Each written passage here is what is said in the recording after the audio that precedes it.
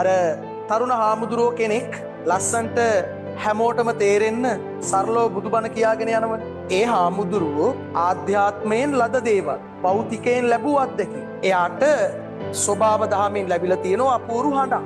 ඒ හඬින් එයා සමාජයේ වෙත දෙයක් දෙනවා. සමහරු තර්ක කරනවා, සමහරු විවේචනය කරනවා. ගැඹුරු මදි බණ ඔය බණින් නිවන් යන්න පුළුවන්ද?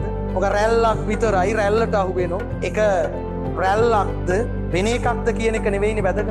සමාජයේ වෙත තමන් ලද දෙයින් දෙන දේනේ වැදගත්. අපි හිතමු රැල්ලක් කියලා. රැලි ඕන තරම් එනවනේ පුතේ. මොන රැලි දෙන්නේ? එන්නේ ඔක්කොම කුණු රැලි, ටෙලි නාට්‍ය රැලි, චිත්‍රපට රැලි, දේශපාලන රැලි, ටික්ටොක් රැලි, මොඩලින් රැලි, ෆැෂන් රැලි, වෙඩින් රැලි, එක එක රැලිනේ.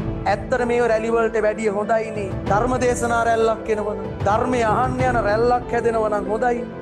ඔය කියන බුදු බණ, ඔය හයිලයිට් තුන පාලි වචන ටික අචින්තිතම්පි භවති චින්තිතම්පි විනස්සති කම්හන් දල්හන් කින්ති කරෝ අපිත් කියලා තියෙනෝනේ බන්ට. හැබැයි ඔච්චරටම ජන සමාජය ඕක අවශෝෂණය කරගත්තේ ඒ මිනිස්සයට ලැබුණු අපූරු හඬින්. ඒක මිනිස්සුන්ගේ හදවත් වලට කාවැද්දෝ නිසා. අපි දැකලා තියෙනවනේ පැතූ පෙම අහිමි වුණා කියලා සියදිවි නසාගත්, ගෙලවැළලාගත් තරුණ තරුණී. ඉතින් කොල්ලෝ කෙල්ලන්ගේ හිතට ඔය ගැඹුරු දහම සරලව කාවැදුනම කෙල්ල දාලා ගියා, කොල්ල දාලා ගියා කියලා ඌ බෙල්ලවැල් දාගන්න හිතෙන්නේ නෑනේ. ඌ දැනගෙන එතකොට ආදරය කර. ඉතින් මේ මිනිස්සයා දෙන එක හොඳයි. පාටිච්ච සමුප්පාදය, ත්‍රිලක්ෂණ, මහා ධර්මය කිව්වත් අවශෝෂණය කරගන්නේ අඩු පිරිසක් නම් ඉතින් හොඳයිනේ. මියුසිකල් ෂෝ එකක් තියනවට වැඩිය මියුසිකල් ෂෝ එකක් බලන්න එන සෙනග වගේ සෙනගේන ධර්ම දේශනා මාලාවක් යන්නේ. කොයි දෙයකටත් විවේචනය කරන, කොයි දෙයක් කුණු හොයන, කුණු රසම තප්පුලන සමහර නිරාගමිකයෝ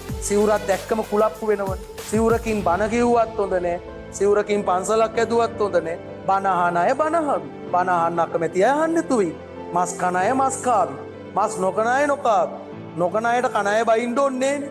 ඒ නිසා බණ අහන අය බණ අහවි. කොයි කාලෙත් බණ අහන එක මංගල කරුණක්.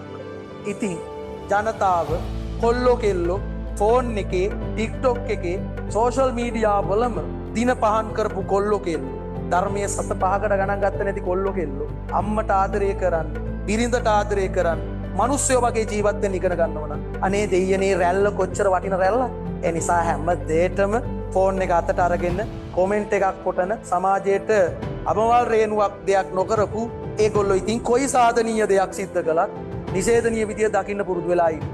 ඒ නිසා මතක තියාගන්න ඕනි තමන් ලැබූ දිවි පෙවතේ කොටසක් රට සමය. ඒ නිසා තමන් ආධ්‍යාත්මිකව ලබන, භෞතික ලබන දේවල් තමන්ට පුළුවන් විදියට සමාජයට දෙන්න. ඒක මිනිසගේ යුතුයකම.